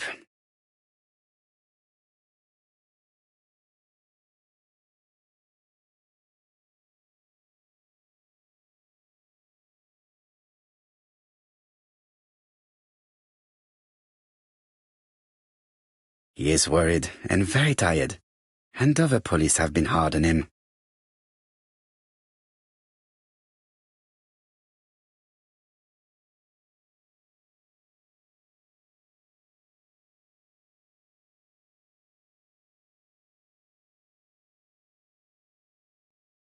What do you want from me?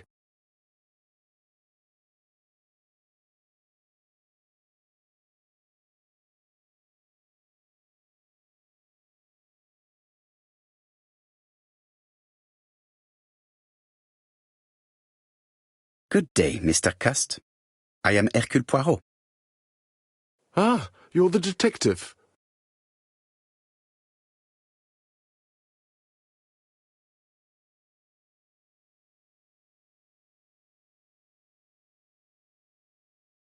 Yes, I am the person you have been sending the letters to. I didn't write these letters. I've already said so.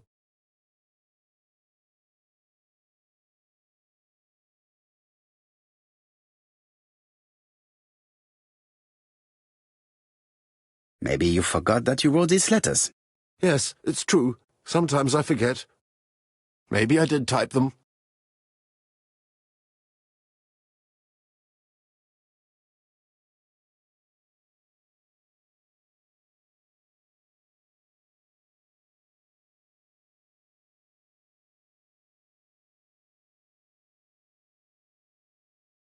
Are you capable of murder, Mr. Cust? All these questions are giving me a headache.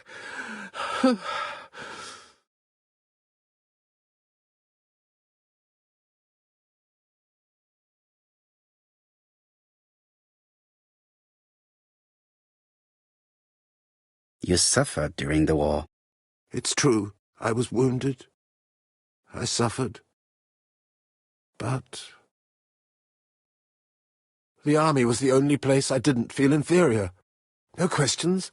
Just orders to follow. But ever since you were wounded, you have absences, bouts of amnesia. And headaches.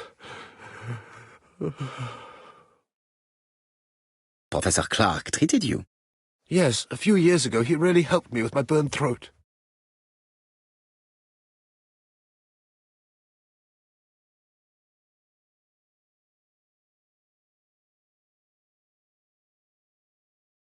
Of course, you never considered killing a doctor who took such good care of you. No, never.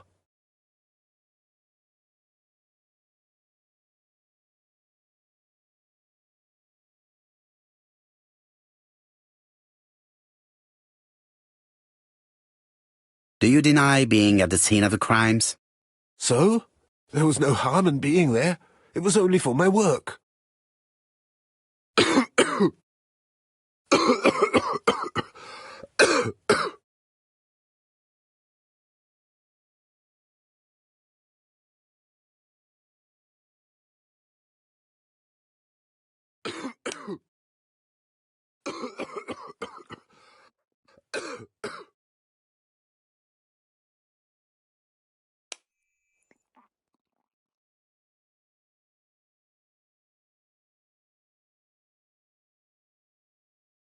He is in no state to reply.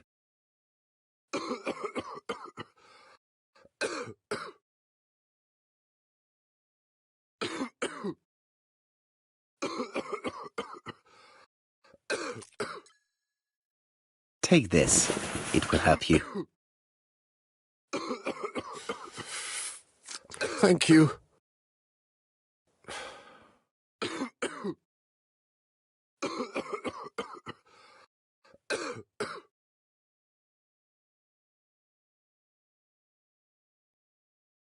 Oh, good God, my shirt is covered in blood again. Bon. I now know where the bloodstains Mrs. Marbury saw came from. Are you well enough to speak? Yes, I feel much better.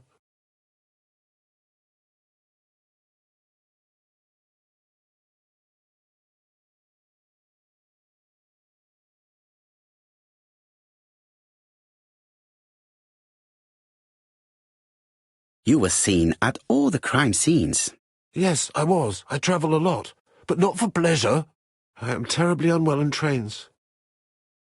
But I had to respect my engagements. My employer gave me very precise written instructions about the towns I had to visit. Let's see. The company you claim to work for, Silky Legs, has never heard of you. And as for these letters they sent you, they were written on your own typewriter.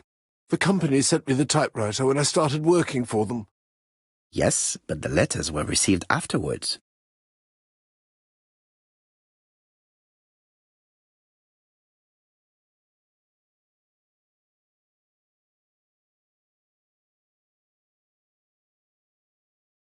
So it would appear that you typed them before sending them to yourself. I don't remember. Good God! I don't know what's happening to me. My head hurts terribly.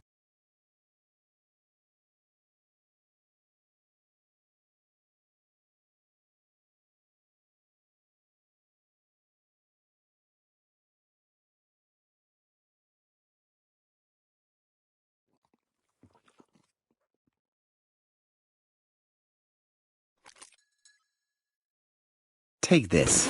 It will help you.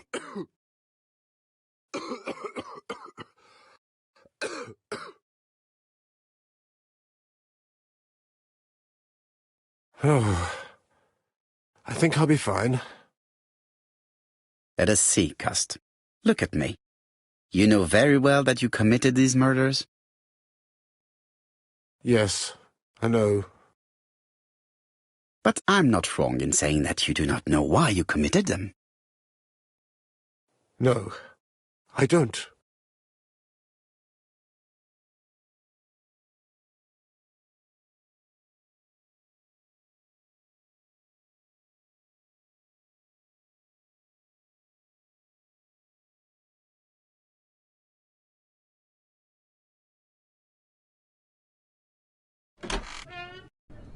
And what conclusions have you drawn?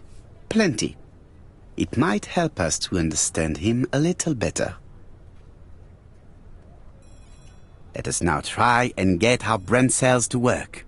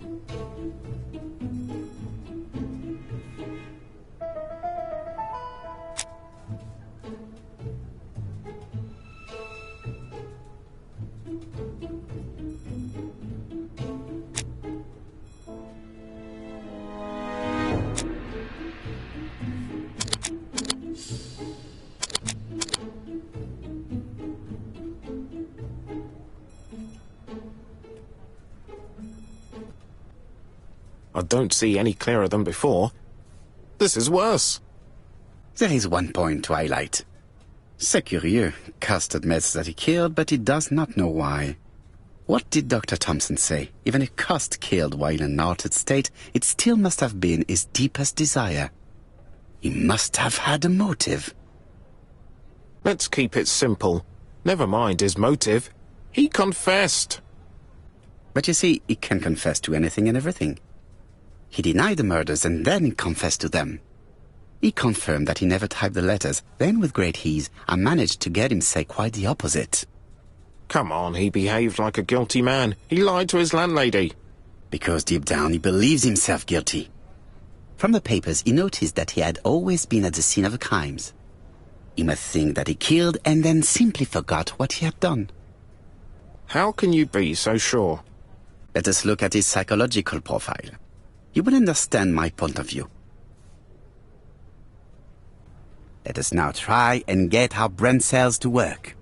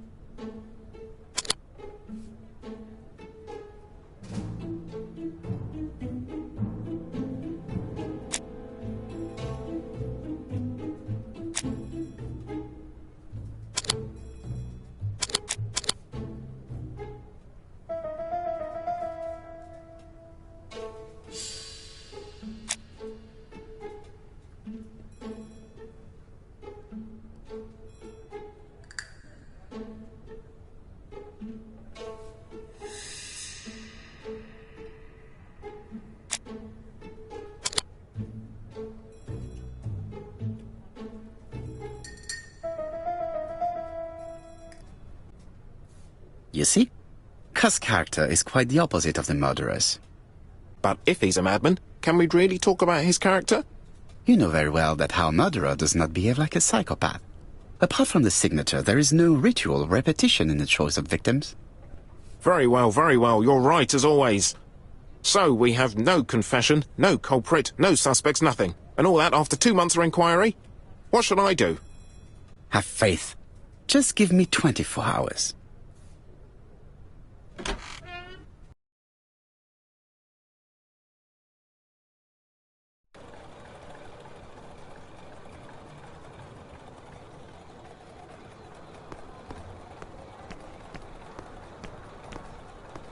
To Whitehaven, please.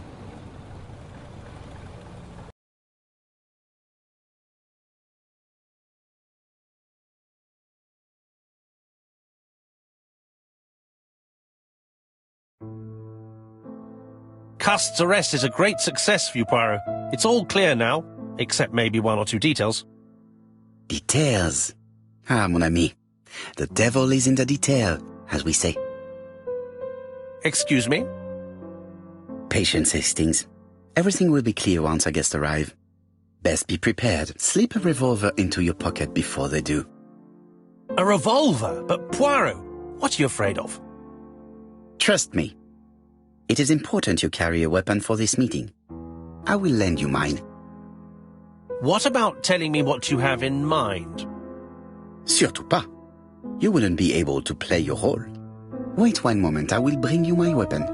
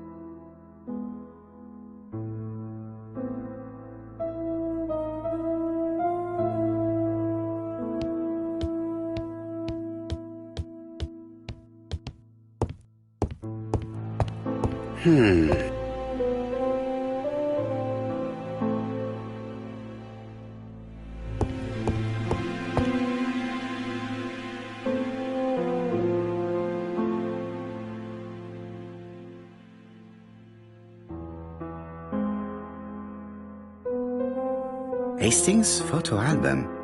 He is very proud of his bag.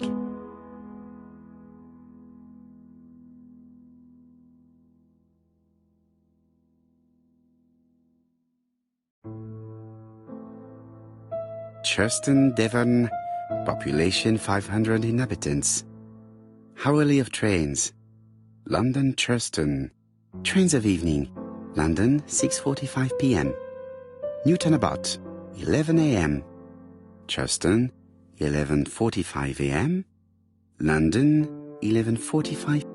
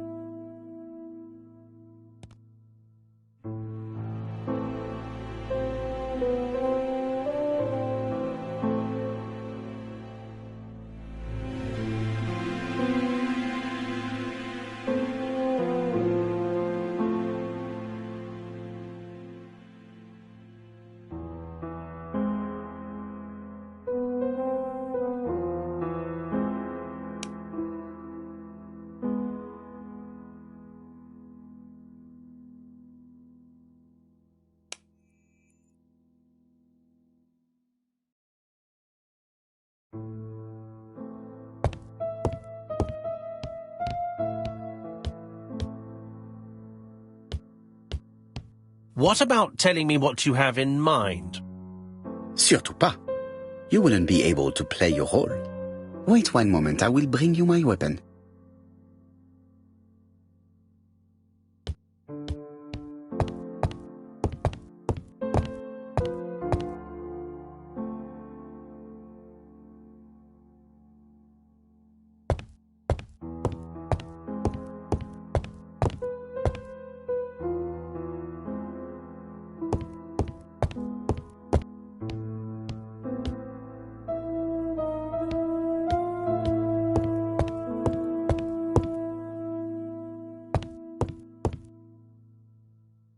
The white ammunition are blank cartridges.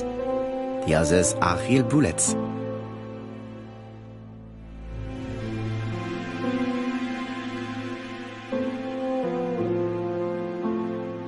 I have to choose the type of bullets to load.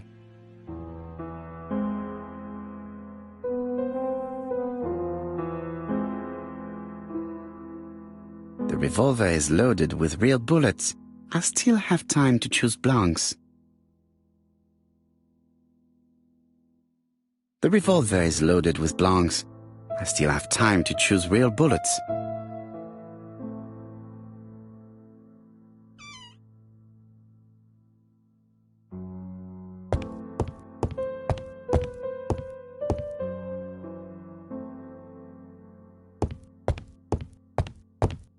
What about telling me what you have in mind? Surtout pas. You wouldn't be able to play your role. Wait one moment, I will bring you my weapon.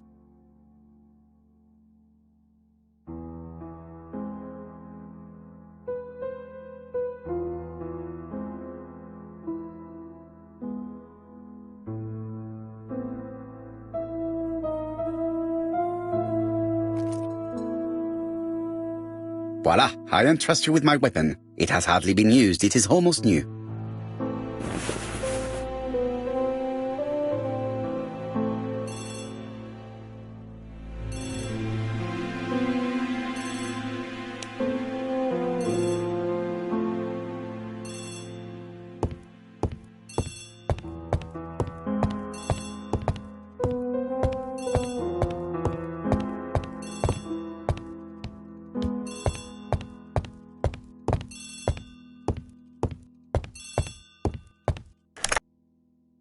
Chief Inspector, is that you?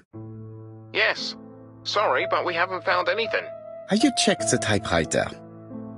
And the packaging, the letter, and the ribbon reel. We've only found prints left by Cust and his landlady. Well, never mind, I shall make do. So, are you still going to hold your meeting? Of course, Chief Inspector. I can hear my guest coming up the stairs. Why have you brought us here, Mr. Poirot? Since Cust's arrest, I thought it was all done and dusted. Miss Gray formally identified him, as well as Miss Barnard. Yes, and the stockings he saw drove the same brand as the ones found at my aunt's. This is all true. However, a case is not closed if some questions remain open. And one question is, why did the murderer send me his letters? Why did he challenge me, Hercule Poirot? Perhaps he wanted to play with you, to taunt you. Xenophobia? Maybe he didn't like you because you're foreign. I may be wrong, but maybe by provoking you he was looking for glory? All these theories should be studied. Let us now try and get our brain cells to work.